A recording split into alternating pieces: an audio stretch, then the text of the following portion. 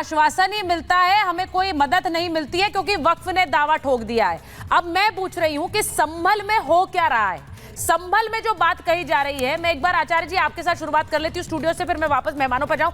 संभल में ये क्या हो रहा है? एक तरफ वहां सनातन के सबूत मिल रहे हैं, अखिलेश जी का जो सांसद है उन पर आरोप, वो तो धमका रहे हैं, अब उनके पिता धमका रहे हैं हमारी सरकार आएगी, बदल जाएगी, फिर तुम्हारा हाल क्या होता है क्या देखेंगे।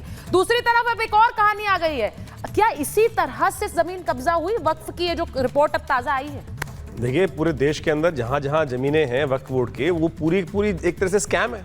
मैं कह रहा हूँ एक एक जगह जो 1947 में लोग इस देश को छोड़ के चले गए थे और 1955 में जब ये एक्ट के वास्तविक रूप में आया तो एक जाली कागजों पे साइन बना के उर्दू में लिख के जिस प्रकार से इन्होंने कर दी, ये वक्फ कर गया। वहाँ जो लोग अपनी जान बचा के भाग रहे थे इस देश में, वो वक्फ करके गए होंगे। वो वास्तविक तौर पर ये जो स्थिति है पूरा स्कैम है। मैं कह रहा हूँ उसके ऊपर एक पूरी इंक्वायरी होनी चाहिए, सत्य सामने आएगा कौन कौन व्यक्ति किस किस प्रकार से कहाँ लैंड देके गए। कोई कागजात नहीं है। सबको पता है कि 1970 के अंदर जिसे किस प्रकार से कांग्रेस ने एक्सेप्ट किया था उस रेजोल्यूशन को, नोटिफिकेशन को, और अवार्ड कर दिया गया था, वो हर एक को पता है। और किस प्रकार तुष्टीकरण करने के लिए किया गया था। और मैं सबसे बड़ी बात तो ये कहूंगा कि आज जो किया है वहां पर संभल में 1978 में, मुझे आप बताइए इस देश के जितने लोग चैनल देख रहे होंगे, जितने लोग टीवी पे देख रहे होंगे, यहां भी बैठे होंगे, क्या आपको पता था? हमको तो 1990 का कश्मीर की बात पता थी कि ऐसे हिंदुओं को भगा दिया गया था।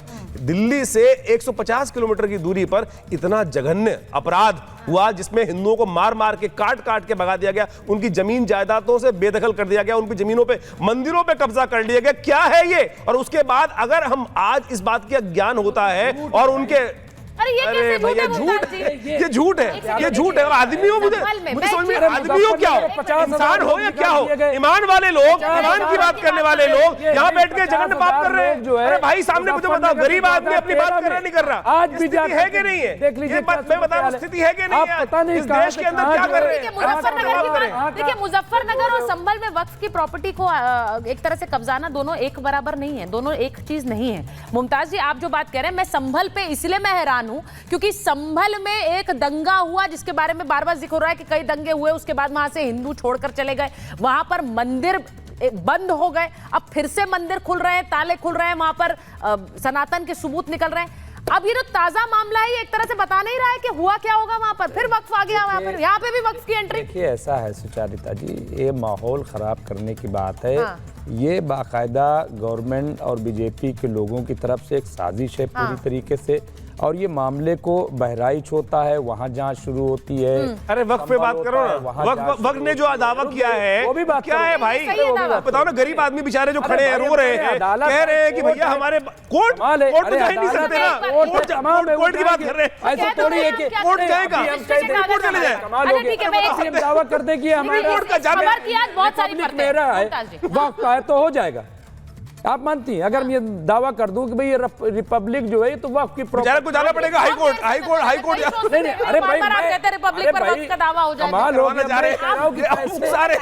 सारे आप बार-बार ये कहते हैं, बात कह रहा हूं सारे कि आओ और दावा करो। मैं विनोद दावा कर दे, समीर जी के पास आऊंगी क्योंकि बहुत से बयान आज समीर जी इस खबर को लेकर हैं, क्योंकि सिर्फ यही नहीं है, खबर ये भी है कि कैसे मोहन भागवत का भी एक बयान आया, उसे लेकर लोग कह रहे हैं कि भाई हो क्या रहा है, क्या बीजेपी के नेता इससे सहमत हैं जो भागवत जी कह रहे हैं। मैं एक बार विनोद बंसल जी के पास जा रही हूं। विनोद जी, जिस तरह से कार्रवाई हो रही है वहां सपा के सांसद पर, उसे लेकर बहुत से सवाल भी उठ रहे हैं, लेकिन उन्होंने खुले कैमरे पर उनके पिताजी ने धमका भी दिया कि हमारी सरकार आएगी तो फिर देखिएगा क्या होता है, फिर आप लोगों की खैर नहीं है। वो वीडियो भी मैं एक बार चला सकती हूँ, अगर चला दूं उसके बाद में वापस आती हूँ, जरा चलाइए। हाँ जी, एक और बदल जाएगा तो ये सरकार रहेगी ना तो तुम्हारा कमाल देख लो, सब देख लो, एक और बदल जाएगा तो ये सरकार रहेगी ना तो तुम्हारा कमाल देख लो, सब देख लो, एक और बदल जाएगा तो ये सरकार रहेगी ना तो तुम्हारा कमाल देख लो, सब देख लो,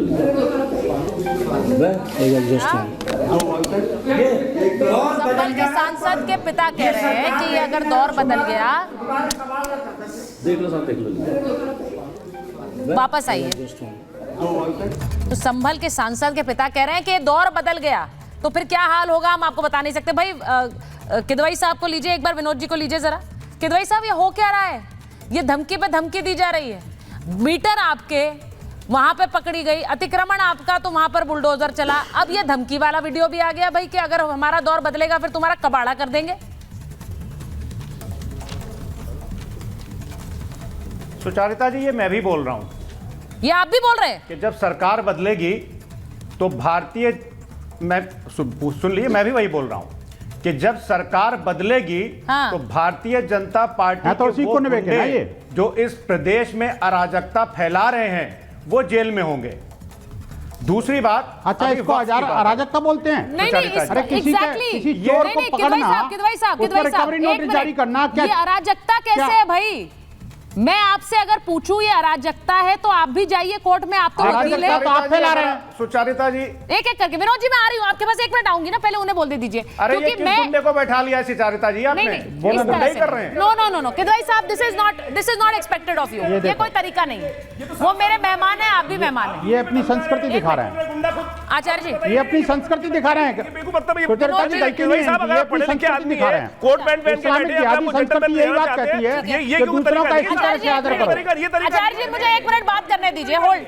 मैं आपसे ये कह रही हूँ किदवई साहब, एक मिनट किदवई साहब, अच्छा ठीक है, 1 मिनट आचार्य जी प्लीज रुकिए जरा, आप माफी मंगवा लीजिए। लेकिन मैं किदवई साहब ये बोल रही हूँ, ये मेरे मेहमान हैं, आप भी मेरे मेहमान हैं, मैं किसी को अलाउ नहीं करती हूँ एक दूसरे पर टिप्पणी करना। इस तरह की भाषा का इस्तेमाल मत करिए, मैं ये एक्सपेक्ट नहीं करती हूँ आपसे। जब किसी के पास तर्क मर जाते हैं ना तो कुतर्क पे आ जाते हैं, और उनका वो नीचता यही दिखाती है इनकी।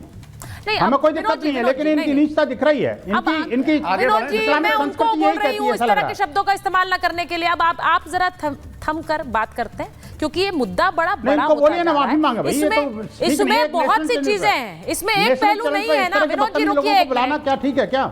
ठीक है, अब एक मिनट। अच्छा चलिए, अब ऐसा करते हैं, माफी मंगाओ मुहिम पे शुरू कर लेते हैं। आप इनके लिए माफी मंगवाइए, आचार्य जी उनके लिए माफी मंगवाएंगे, यही करते रहते हैं पूरे शो में। आगे बढ़िए, यही तो है, आगे बढ़ने का संदेश है, उसी पर तो चर्चा कर रही हूँ। आगे बढ़िए, कौन बढ़ेगा आगे? काम करते रहो, सारे के सारे बेइज्जती करते रहो, गालियां देते रहो, गुंडागर्दी करते रहो। ये साफ साफ गुंडागर्दी वाले बयान जो आज टीवी पे बैठ के दे रहे हैं किदवई साहब, मुझे समझ में नहीं आती। ये बनाना रिपब्लिक बनाना चाहते हैं, ये इन्होंने बनाना रिपब्लिक बना रखा था।